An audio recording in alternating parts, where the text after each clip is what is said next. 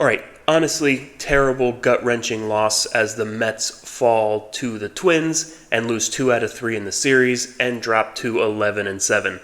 This is the worst loss of the year so far for me. After they did fight back in the eighth, teased us a little bit, got back. It kind of had shades of last year where they'd struggle offensively early in the game and then beat up on the bullpen a little bit late.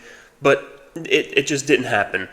This game is frustrating because, to me, this was a punt game. You were going bullpen. You had Brazaban starting, hang him in. It was a bullpen game. And I didn't expect them to win this game, but I didn't expect the offense to once again just go completely dormant for 7 innings. It's not a good thing here. We're relying on the bottom of the order at this point to score runs. Acuna had a good game. Well, he really didn't. He struck out 3 times, but he did get on base. He scored a run. He was fine today. But you look at Soto. I thought he was coming back. I thought he was getting back on track after homering in back-to-back games, and then just had another terrible game again today. Pete got a couple hits, but really, Nimmo's been bad.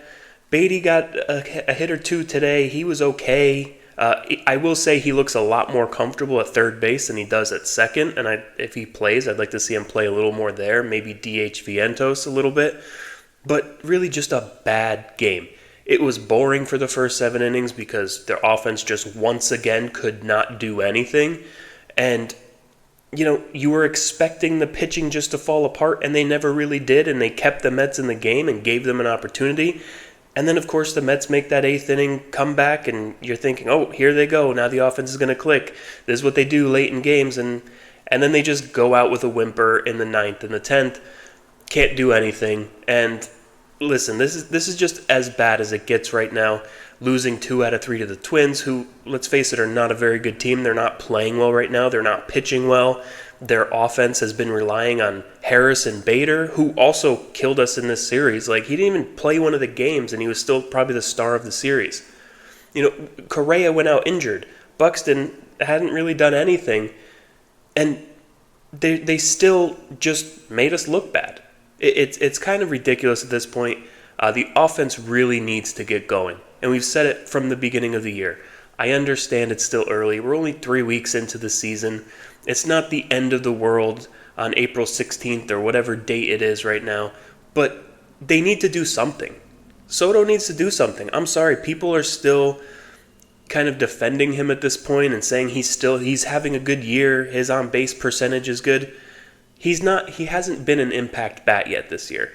I know he will be. I have confidence that he will be. I don't know he will be, but I'm not technically worried about him right now. But he's got to do something.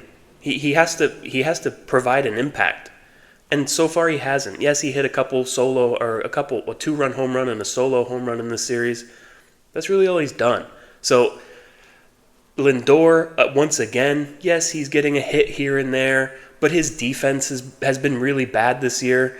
He cost us the game in Game 2 in a lot of ways. Acuna made a bad defensive play today, and of course to end the game, Taylor couldn't handle that fly ball, would have had a shot to get him out at home, and he just missed it. Listen, I'm not saying this is the end of the world. I'm not saying that it's time to start panicking. We're still 11-7, and at worst, I don't know if the Phillies won today or not, but at worst we're tied for first place, so it's not the end of the world. But these losses are indicative of just a problem that they have with hitting. I don't know if it's approach because they're swinging at first pitches every time up. I don't really know what it is, but I don't like their approach. I don't like the way they've been hitting, and honestly, the offense just doesn't look good right now. Hopefully we have some reinforcements on the way with McNeil and Alvarez coming back over the weekend possibly, or early next week. We'll see. But it hasn't looked good, and it hasn't looked good all year. There's no consistency, and that's what I've said from the beginning is what they need. I don't need them to mash home runs and score 15 runs a game, but they need to score 5 or 6 runs a game. And they just really haven't been. They have games where they score 8 or 10 runs, and then they don't score a run for 16 straight innings.